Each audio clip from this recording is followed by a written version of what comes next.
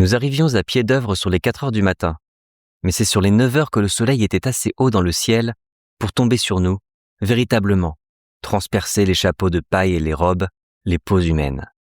Là, dans le feu du ciel et des piquants, je transpirais toute l'eau que ma mère avait déposée dans mon corps. Et je compris enfin ce qu'est le nègre.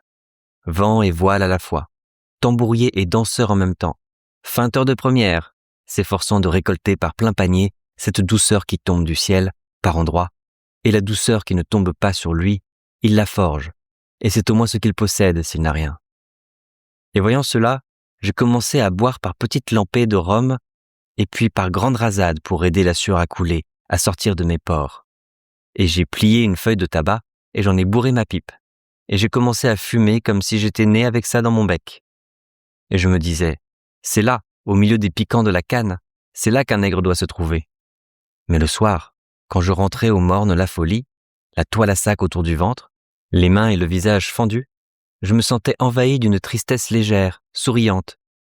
Et je songeais alors qu'à rouler ainsi dans les cannes, je me changerais en bête, et la mère des hommes elle-même ne me reconnaîtrait plus.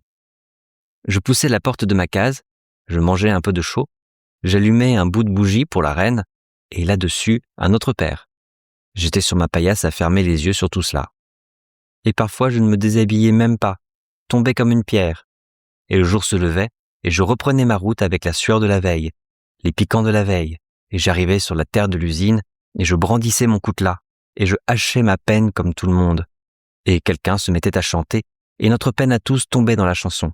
Et c'était ça, la vie dans les cannes.